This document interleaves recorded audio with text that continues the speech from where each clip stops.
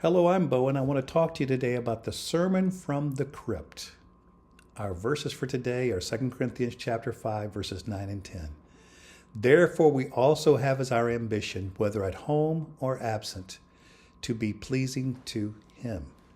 For we must all appear before the judgment seat of Christ, so that each one may receive compensation for his deeds done through the body in accordance with what he has done, whether good or bad. His German name was Karl der Grosse. At age 29, he was crowned the ruler of a tiny kingdom in what is now modern-day France. Few people at his coronation thought that King Karl would one day reshape the map of Europe. At the time of Karl's ascension in 771, Europe was a collection of petty tyrants, plagued by superstition and ignorance, poverty and pestilence. In the south, Islamic forces had conquered Spain. Vikings were raiding from the north. Ruthless hordes were riding in on the winds of the east. In this apocalyptic age, Karl rose up to rescue Christendom. He saw a cross in a cloud one day and felt called of God to do what he did. He was standing 6'4" tall in a day when the average European only stood 5'3". This giant of a man declared war on all who opposed Christendom.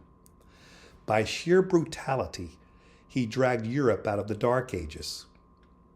Over the next 42 years, he fought 53 wars. When he defeated an army or captured a city, he insisted that everyone convert to Christianity. Those who refused were slaughtered. After one battle, 4,500 Saxons were beheaded when they refused baptism. Their wives and children were driven into a river and drowned.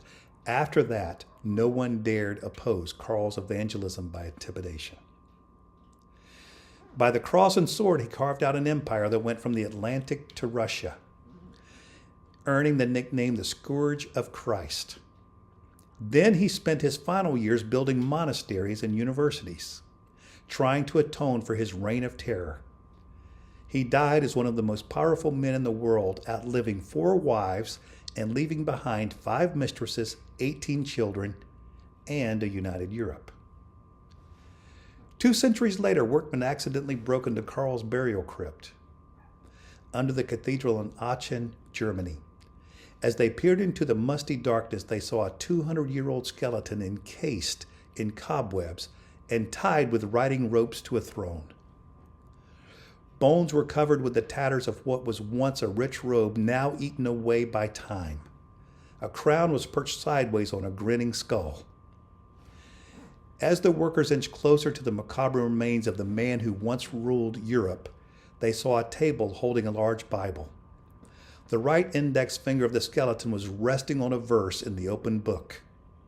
The workman called for a priest. Holding a candle close to the Bible, he read the Latin verse of Jesus' words, "What do you benefit if you gain the whole world but lose your own soul?"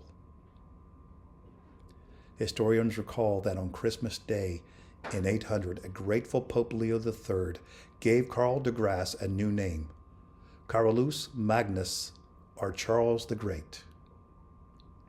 History remembers him by a single name, Charlemagne. Each of us has been shaped by the way he transformed history. Yet as he coughed out his last words from a blood-drenched silk pillow, he ordered his body to be buried in a way that would give a message. Both the great and the small will appear equally naked before God to give an account for their lives down here. Charlemagne was buried naked to preach a message from his grave. Hebrews 4:13 says, "And no creature is hidden from his sight, but all are naked and exposed to the eyes of him to whom we must give account." You know, we might all do well to remember the last sermon preached by an emperor's skeletal remains, this Sermon from the Crypt. The only judgment that ultimately matters is the final account before God, the final judgment. If giving an account of your life before God thrills you, it's true. If giving an account of your life before the all-seeing, all-knowing God does not thrill you, it's still true. Get ready. Listen to this ancient sermon from this king from the crypt. This is Bo, hoping that you are rejoicing on the victory side.